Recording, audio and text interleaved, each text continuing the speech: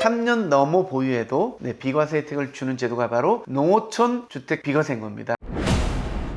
우리나라에 있는 세법 중에 가장 큰 혜택을 받는 게 1세대 1주택 비과세죠. 그 금액이 상당하죠. 2주택인데도 비과세 혜택을 받을 수 있는 제도가 일시적인 이가구일 때, 그렇죠? 신문 한번 보시면 이사 등으로 일시적 2주택자 기존 주택 3년 이내 팔면 비과세 혜택을 받을 수 있다 나와 있죠. 2023년부터 좀 완화가 돼가지고 12억 원까지는 보유기간 등 요건을 만족하면 1가구 1주택은 비과세 해주고 있죠. 일시적 2주택인 경우 최근 발표된 시행령 개정안으로 인해 조정대상 지역과 비조정대상 지역 구분 없이 신규 주택을 취득하고 3년 이내 종전주택을 처분하면 종전주택에 대해 1주택 규정이 적용된다. 그래서 일시적인 2가구일 경우에도 1가구로 봐가지고 비과세를 해주고 있는 거죠. 자, 그런데 3년 넘어 보유해도 비과세 혜택을 주는 제도가 바로 농어촌 주택 비과세인 겁니다. 오늘 꼭 알아야만이 나중에 은퇴할 때라든지 세컨하우스를 구할 때 큰 도움이 되니까요. 오늘 농어촌 주택 비과세 확실하게 파악하시기 바라겠습니다. 이 법령이 농어촌 주택 비과세는 아닙니다.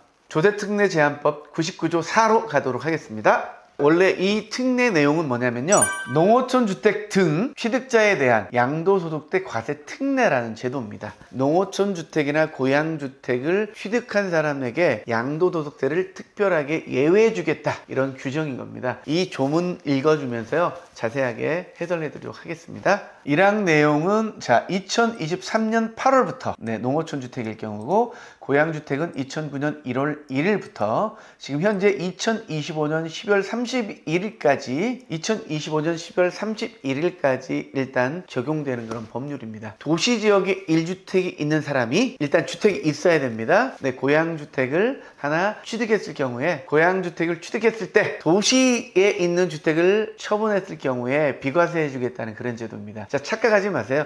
농어촌 주택 비과세이니까 농어촌 주택을 팔았을 때 비과세는 제도다, 이렇게 착각할 수가 있는데요. 그게 아니고 도시에 주택 1주택이 있는 사람이 또다시 농어촌 주택을 샀을 경우에 비과세를 해주겠다. 무엇을? 도시에 있는 주택을 팔았을 경우에 비과세 해주겠다는 제도입니다. 이 순서가 중요하죠. 내가 현재 증여나 상속을 받아가지고 농어촌 주택이 있는 상태에서 도시주택을 샀을 때 비과세 받을 수 있느냐, 이렇게 물어보는데요. 그런 제도가 아니고요. 이 제도의 취지는 뭐냐면 도시에 있는 사람이 농어촌에 쉽게 갈 수 있도록 배려해주는 그런 제도입니다. 농어촌 인구 감소가 심하잖아요. 도시에 있는 사람이 농촌으로 이주할 수 있도록 촉진시켜주는 그런 법이기 때문에 도시에 먼저 주택이 있고 그 다음에 농어촌 주택을 샀을 때 도시에 있는 주택을 비과세하는 제도다, 이렇게 이해하시면 편할 것 같습니다. 여러 가지 조건이 있습니다. 농어촌 주택이 어느 지역에 있어야 되느냐, 금액은 얼마냐, 왜냐하면 별장 같은 고가주택을 사면 해당이 안 되는 거죠. 보유기간은 어떻게 되느냐, 기본적으로 3가지의 조건이 있으니까요. 농어촌 주택 조건에 대해서 조문을 보면서 자세하게 설명드리도록 하겠습니다.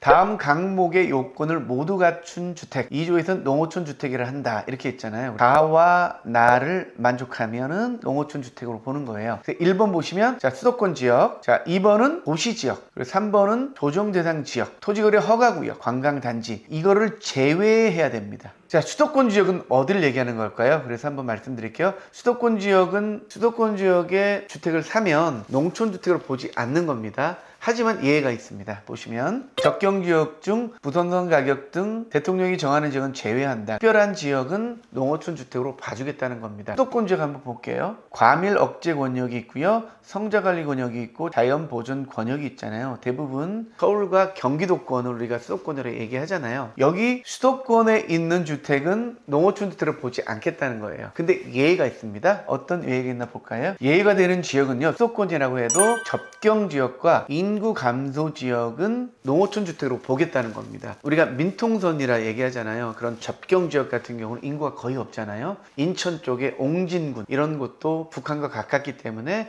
인구가 거의 없습니다. 그래서 수도권이라고 해도 농어촌 주택이 될 수 있는 지역은 접경지역과 인구 감소 지역이다, 이렇게 생각하시면 되겠습니다. 그럼 접경지역 한번 볼게요. 접경지역 지원 특별 시행령에 따라 접경지역은 인천광역시 강화군 옹진군, 경기도 김포지 파주시 연천군, 그리고 강원도엔 철원군, 화천군, 양구군, 인제군, 고송군 이렇게 해당하고요. 대통령으로 정하는 시군은 경기도 고양시, 양주시, 동두천지, 포천시, 강원도 추천시 이렇게 해당하고요. 그리고 경기도 파주시의 군내면, 여기는 수도권이라도 어떻게 하겠다? 농어촌 주택으로 보겠다 이렇게 생각하시면 되겠습니다. 두 번째입니다. 도시지역입니다. 도시지역은 농어촌 주택으로 보지 않겠다. 근데 예외가 있습니다. 어떤 예외냐면 인구 감소 지역입니다. 인구 감소 지역 볼게요. 인구 감소 지역은 89개인데요. 부산의 동구, 서구, 영동구, 대구의 남구, 서구, 인천의 강화군, 옹진구, 경기의 가평군, 연천군, 강원, 충청, 충남, 충북, 전남, 전북, 경북 이렇게 전부 다 지정이 되어 있습니다. 인구 감소 지역은 여기에 있는 주택을 사면은 농촌 주택으로 보겠다 이렇게 얘기하는 겁니다. 굉장히 범위가 넓습니다. 어떻게 보면 특별시나 광역시를 제외하고는 대부분 해당한다 이렇게 생각하면 되겠습니다. 도시지역인지 아닌지 어떻게 우리가 판단을 해야 될까요? 도시지역인지 아닌지 판단하는 것은 토지 이음 사이트가 있죠.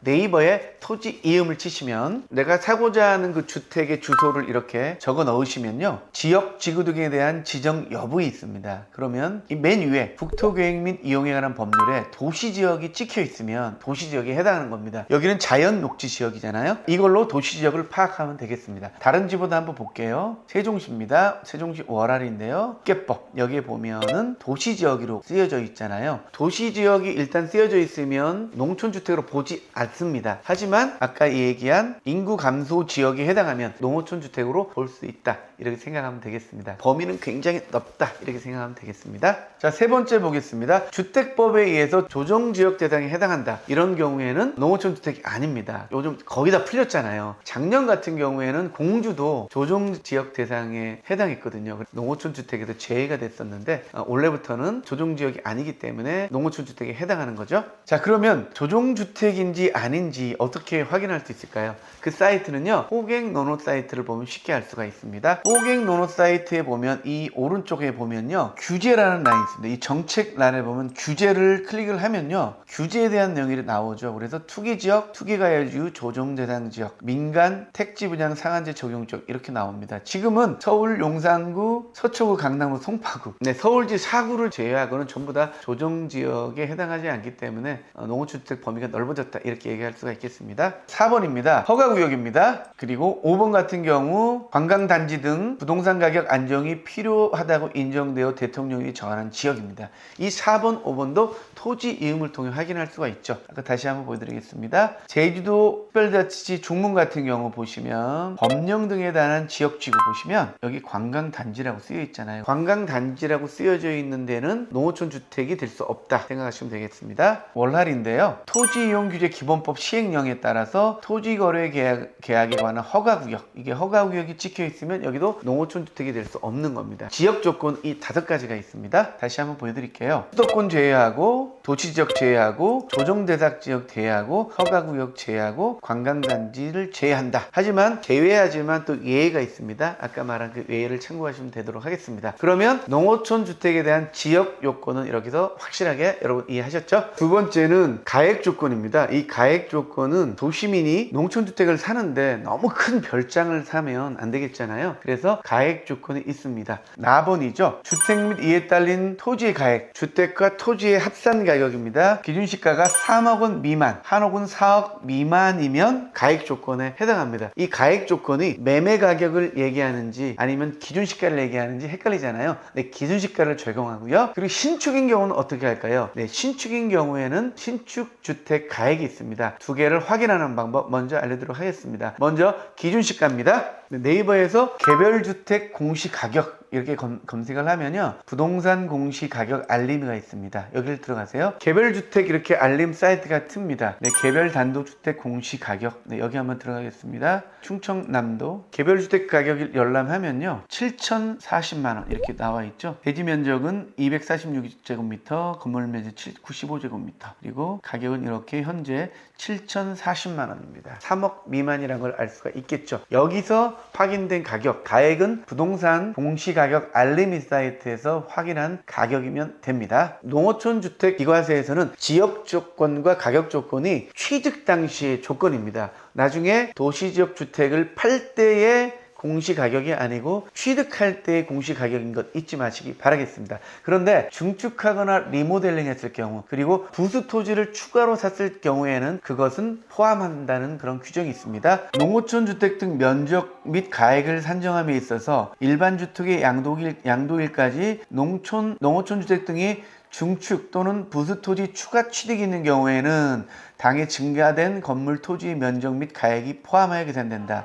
원래는 취득했을 때의 가격, 그리고 취득했을 때의 지역을 얘기하는데요. 중축하거나 부수 토지를 매수했을 때는 포함된 가액을 말합니다. 그러면 신축했을 때는 어떨까요? 신축했을 때의 가액은 국세청에 이런 내용이 있습니다. 국세청 건물 기준시가 계산 방법이 고시되어 있는데요. 건축물의 신축 가격 기준액은 제곱미터당 82만 원으로 계산을 하겠습니다. 82만 원으로 계산을 하시고 나머지 부수 토지는 공시지가로 플러스하면 되겠습니다. 예를 들어 100제곱미터당 8,200만 원이 세계 신축 가격으로 이렇게 산정이 되는 겁니다. 제곱미터당 82만 원이 신축 가격이구나 이렇게 생각하시면 되고, 거기에다 플러스 토지의 가격을 플러스하면 될 것 같습니다. 토지 가격이 2억 정도면 충분하겠죠. 이런 식으로 가격을 산정하면 된다 말씀드립니다. 농어촌 주택 비과세의 지역 조건과 가액 조건 말씀드렸고요. 이번 같은 경우는 고양주택이 나와 있는데요. 고양주택도 농어촌 주택 비과세와 거의 유사한데요. 단지 하나 틀린 거는 말 그대로 내 고향이었으면 내가 주민등록을 거기에 10년 동안 놨던 이력이 있어야 가능합니다. 그리고 고양주택이 지정이 되어 있거든요. 두 가지만 알고 나머지는 농어촌 주택과 똑같다 생각하시면 되겠습니다. 농어촌 주택, 고양주택 소재 및 지역 범위가 이렇게 나와 있습니다. 충청, 남부도, 강원도, 전라도, 전라, 남북도, 경상, 남북도, 제주도, 여기에 속한 시는 고양주택에 해당하는데요. 내가 주민등록을 10년 동안 둔 이력이 있어야 고양주택으로 우리가 얘기할 수가 있습니다. 요 부분 참고하시기 바라겠습니다. 그러니까 농어촌 주택으로 안 됐을 경우엔 고양주택으로 한번 시도해 볼 수가 있는 거죠. 자, 그리고 많은 분들이 헷갈려하는 게 면적 조건이 있나 얘기를 많이 합니다. 이 항을 보면 삭제됐잖아요. 이게 면적 조건이었습니다. 660제곱미터 이상이면 안 된다, 이렇게 이런 조항이 있었는데 이거는 삭제됐습니다. 헷갈려 하지 마시고요. 블로그에 보면 잘못 포스팅된 게 많이 있습니다. 660제곱미터 초과하면 안 된다, 이런 내용이 있는데 그 내용은 없어졌습니다. 자, 그리고 도시주택과 농촌주택이 같은 곳에 있으면 이거는 해당하지 않는다는 내용이 사망입니다. 1세대가 취득한 농어촌 주택과 보유하고 있던 일반 주택이 행정구역상 같은 읍면 또는 연접한 읍면에 있는 경우나 이렇게 돼 있잖아요. 그래서 내가 도시주택과 농어촌주택 공주에 같이 있으면 이게 안 된다는 거죠. 그래서 이거는 참고하시기 바라겠습니다. 자, 그리고 보유기간입니다. 여기서 말하는 주택은 아파트도 포함합니다. 아파트도 괜찮고 일반 단독주택도 괜찮습니다. 자, 그리고 보유기간인데요. 농어촌 주택 등 3년 이상 보유권을 충족하기 전에 일반 주택을 양도하는 경우에도 1항을 적용한다, 이렇게 얘기했잖아요. 원래는 3년 보유하고 도시주택을 매도했을 경우에 도시주택에 대한 비과세를 적용해 주는데, 일단 팔고 농어촌 주택에 3년 이상 거주하면 된다는 거죠. 도시지역 주택을 파는 시점이 농어촌 주택을 산 지 1년밖에 안 됐어요. 하지만 비과세를 해줍니다. 내가 농어촌 주택에 나중에 3년 이상 거주하면 상관이 없다, 무조건 3년 거주에 가능하다, 이거 아닙니다. 자, 그런데 이런 경우가 있죠. 어쩔 수 없이 내가 이 농어촌 주택을 팔아야 되는 경우, 수용되는 경우는 예외로 한다. 도시지역을 떠나서 농어촌 주택을 사야 하잖아요. 사서 거기에 3년 이상만 나중에라도 살면 상관없는 겁니다. 도시주택을 파는 그 시점에 3년 이상 내가 농어촌 주택을 보유하지 않아도 된다, 이 말씀 드립니다. 이것도 착각하기 쉽거든요. 자, 그리고 수용됐을 경우에는 농어촌 주택을 나라 일 때문에 이걸 팔아야 되는 거잖아요. 그런 경우에는 3년이 지나지 않아도 괜찮다, 말씀드립니다. 자, 그럼 보유기간도 말씀드렸습니다. 과세특례라는 거는 내가 신청을 해야 됩니다. 국세청에서 알아서 이분은 농어촌 주택 비과세구나 하고 비과세를 해주지 않습니다. 그래서 이런 것들은 세무사와 상담을 해가지고요, 철저하게 준비한 다음에 진행을 해야 됩니다. 왜냐하면 비과세 혜택이 너무 크잖아요. 예를 들어 서울에 10억짜리 아파트가 있다, 이거를 비과세 받으면 어마어마한 금액이기 때문에요, 실수하면 안 되기 때문에 꼭 전문 세무사 상담을 받으시고 진행하시기 바라겠습니다. 아주 중요합니다. 오늘은요, 도세특례제한법 99조 4. 농어촌 주택 등 취득자에 대한 양도소득세 과세 특례를 이렇게 배워봤습니다. 네, 농어촌 주택 비과세와 고양주택 비과세, 이 두 개가 있는 건데, 이 법은 도시에 있는 사람이 농어촌으로 갈 수 있도록 촉진시키기 위한 법이죠. 그래서 예를 들어 농어주택을 먼저 사고 도시주택을 산 분은 일시적 2주택을 이용해 가지고 농어촌 주택을 매도하시든지, 아니면 기간이 3년이 지나버린 경우에는 농어촌 주택을 용도 변경하든지 농어촌 주택을 멸실하든지 해가지고 도시에 있는 주택은 꼭 비과세 받을 수 있도록 이런 작전을 쓰는 것도 괜찮을 것 같습니다. 1세대 2주택이라도 비과세 받을 수 있는 이 농어촌 주택 비과세, 고양주택 비과세,